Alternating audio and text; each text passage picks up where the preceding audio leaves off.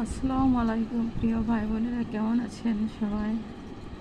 আশা করি ভালো আছেন সবাই এবং ভালো থাকার জন্য আপনাদের শুভকামনা জানাই। এটা হচ্ছে কি বলুন তো?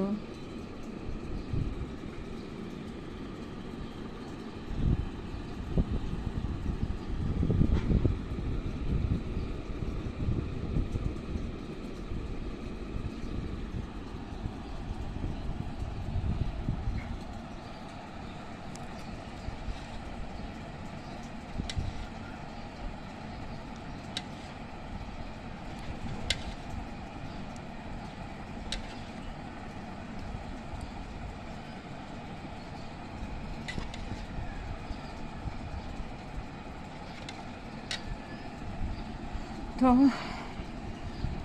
আপনাদের বলছি, যদি আগে ছোটোবেলায় দেখছি মুরব্বীরা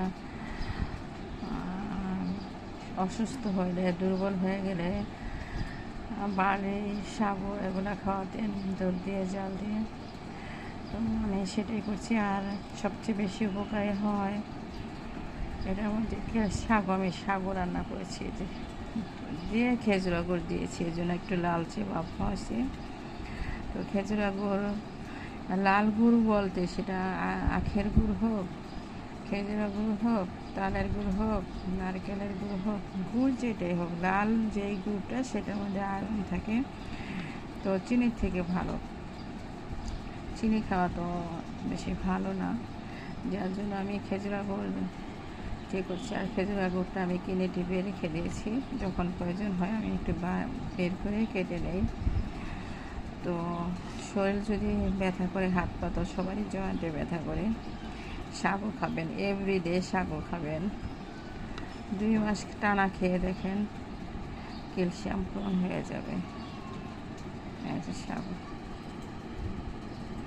আর এগুলা কি হচ্ছে বলেন তো? এগুলো কি? এগুলো হচ্ছে পেঁপে। আম তো এখন পাবো না, পেঁপেও তো অনেক উপকার। তো পেঁপে দিয়েছি একটু ডেকোরেশনের জন্য, দেখতেও ভালো লাগবে, খেতেও ভালো লাগবে, দুইটার উপকারিতা পাবো।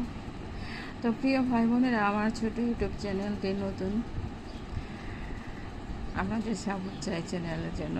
লাইক দিয়ে, সাবস্ক্রাইব করে, কমেন্টস করে আমাকে সাপোর্ট করবেন, পাশে থাকবেন, অনুপ্রেরণা জাগাবেন। ভালো থাকেন সবাই, এই কামনা রাখি। আসসালামু আলাইকুম।